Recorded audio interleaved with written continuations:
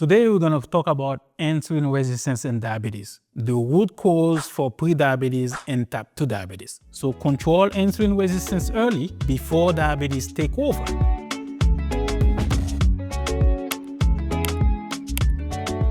So what are the best food for breakfast if you have insulin resistance and diabetes? The best breakfast is not a sugar bomb. It is a meal built with fiber, protein, and high-quality carbohydrate. Think oatmeal with nuts and berries, or eggs with vegetables and a side of fruits or beans. The core idea is simple: more fiber, balanced protein, and less added sugar. For example, eggs with avocado, Greek yogurt with berries, chia seed pudding, low-fat cottage cheese with nuts or berries, whole grain toast, oatmeal, berries, boiled green plantain with eggs or sardines, eggs omelette with veggies. Use tea, coffee, water instead of juice. Remember, minimal to no added processed sugar, no flavored and whole milk. Instead, use plant-based but unsweetened almond milk, soy milk, cashew and hazelnut milk. Even low-fat skim milk is way better than whole milk. So skip the pastries, the sugary cereal, and juice-heavy breakfast. Choose a breakfast that keeps you steady, full, and in control. Now, what are the bad breakfasts for insulin resistance and diabetes? Stick around and I'm going to tell you. So, what are the worst food for breakfast if you have diabetes and insulin resistance? The one loaded with sugar and refined carbohydrates. Sugary cereal, all the pastries, white toast, juice, giant sweet drink with processed and flavored sweet, including flavored creamer for coffee.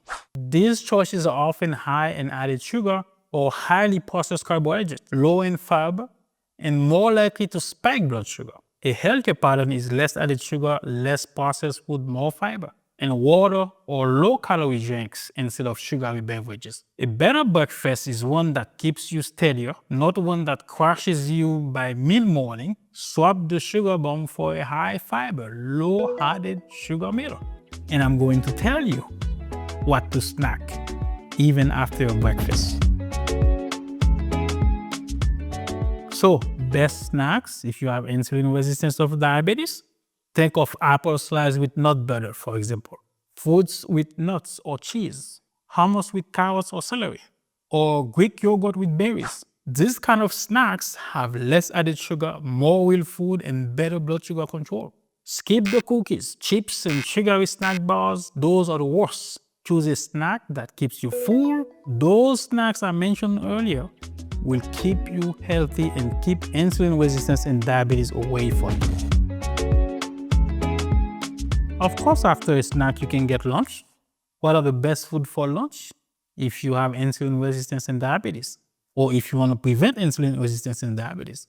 The best lunch is also not less food. It is the right amount of food with the right balance. So build your plate like half non-starchy vegetables, 1/4 of lean proteins, and 1/4 of high fiber carbohydrate like beans, brown rice, and whole grains.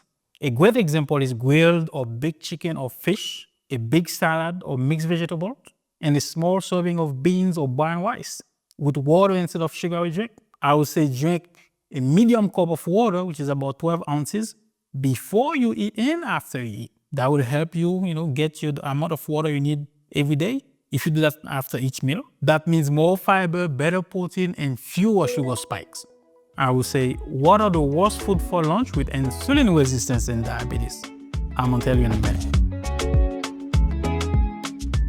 So, insulin resistance and diabetes, worst food for lunch?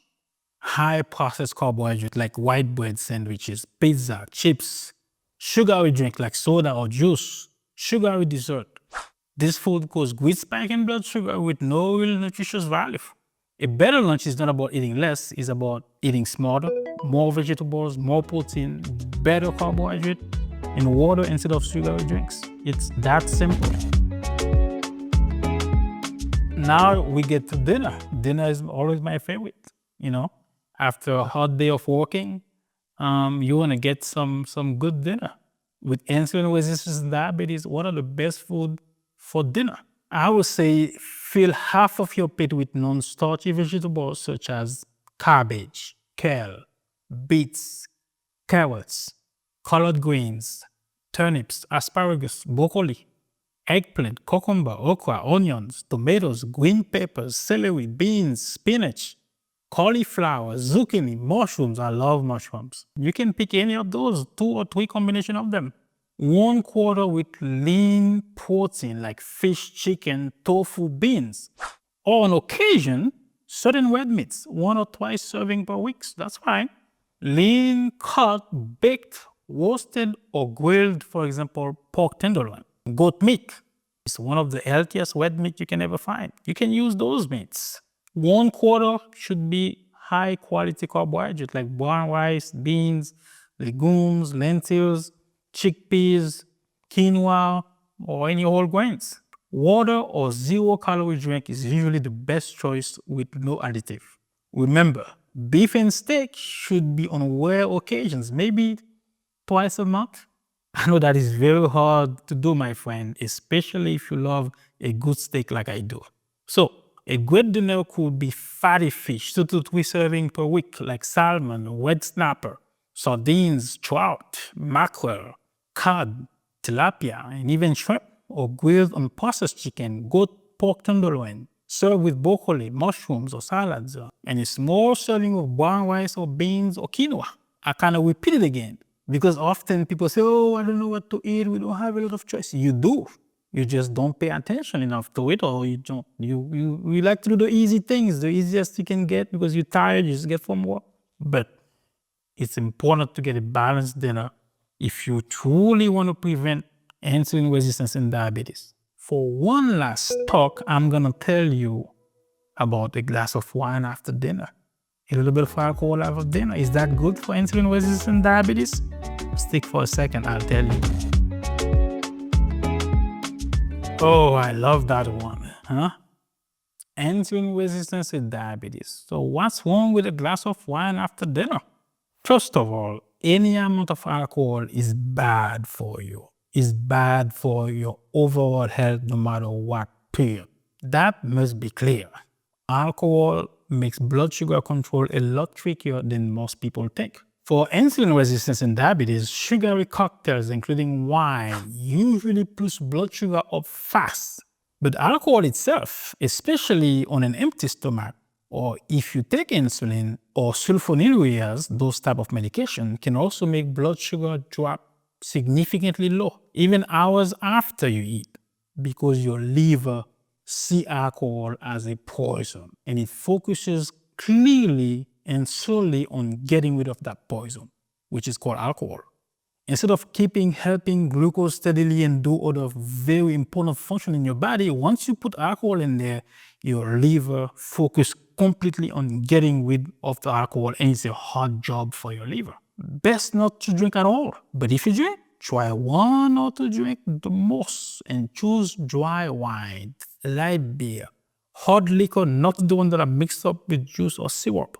So the short answer is alcohol is bad, period. I know you don't like to hear that. But 1 drink on rare occasion, that's not what's going to make you lose the fight against insulin resistance and diabetes. That's not what's going to make you lose the fight. So you got to choose your battle wisely. And if you can, no alcohol at all. If you want to learn more about this and other diseases, please click on the link you see now on your screen.